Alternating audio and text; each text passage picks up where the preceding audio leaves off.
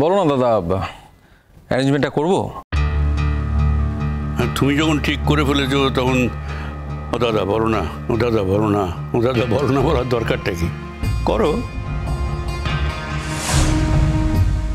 ভালোই তো, টিচাররাও সব জেনে যাক। আমি আজই সৃষ্টির বাবা মায়ের সঙ্গে কথা বলবো, ওদের একদিন আসতে বলবো এখানে।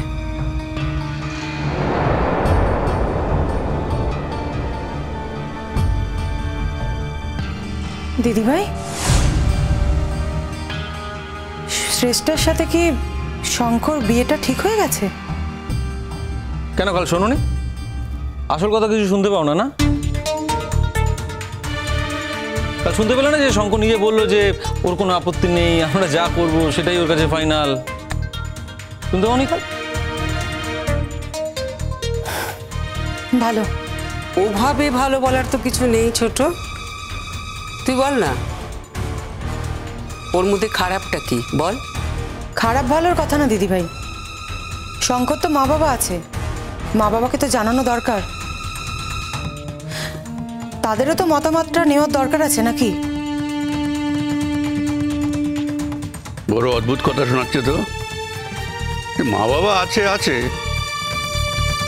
আর মা বাবা ছেলের কোন দায়িত্বটা পালন করেছে? হ্যাঁ, আজকে মহারাজের বিয়ের ব্যাপারে তাদের মতামত দিতে হবে। মহারাজ মত দিয়েছে, এতে মা বাবার কি করা আছে, কি করার থাকতে পারে?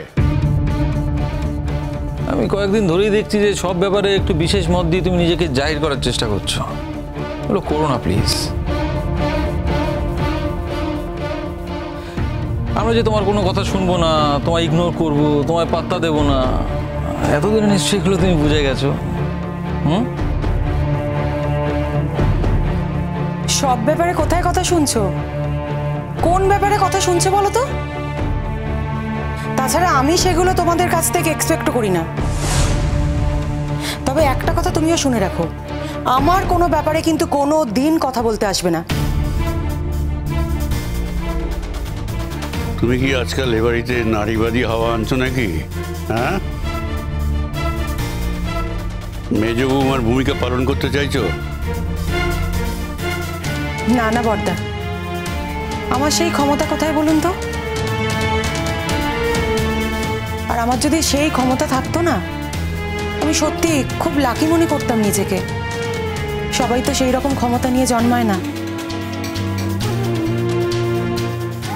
মেজদি সেই রকম ক্ষমতা নিয়ে জন্মগ্রহণ করেছে, কিন্তু আমি তো সেই ক্ষমতা নিয়ে জন্মগ্রহণ করিনি। কিন্তু আমার বলার কথা, তাই আমি বললাম, কারণ ওই ভদ্রমহিলাই তো শঙ্কর মা। হাজার হোক 10 মাস 10 দিন শঙ্করকে তো ওই ভদ্রমহিলাই গর্ভে ধারণ করেছে, তাই না?